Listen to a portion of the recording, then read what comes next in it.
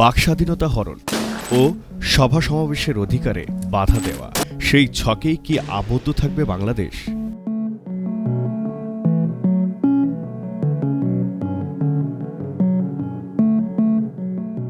মেধার স্বীকৃতি নাই, চারিদিকে শুধুই বৈষম্য।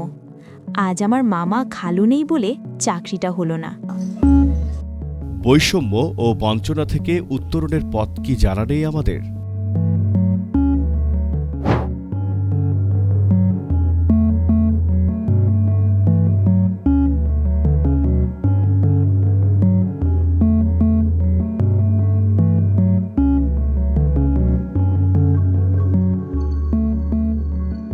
এই অনৈতিক লেনদেন আর কতকাল?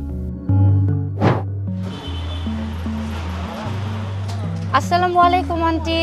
ওয়ালাইকুম আসসালাম। সামনে গণভোট, দেশের পরিবর্তনের জন্য হা ভোট দিন। আমি ভোটার হয়েছি 15 বছর আগে, আজ পর্যন্ত কোনো ভোটই দিতে পারলাম না।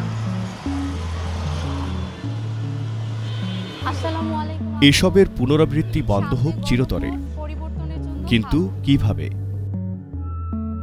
পরিবর্তন চান? সত্যিকার সংস্কার চান? আপনার হাতেই তো দেশের চাবিকাঠি, আপনার হাতেই দেশের গন্তব্য। গণভোটে হ্যাঁ ভোট দিলে পাবেন নতুন বাংলাদেশ। না ভোট দিলে আগের মতোই জোর জুলুম, দুর্নীতি চলতে থাকবে। ফিরে আসতে পারে এক ব্যক্তির স্বৈরাচারী শাসন। নতুন কোনো সুবিধা ও অধিকার পাবেন না।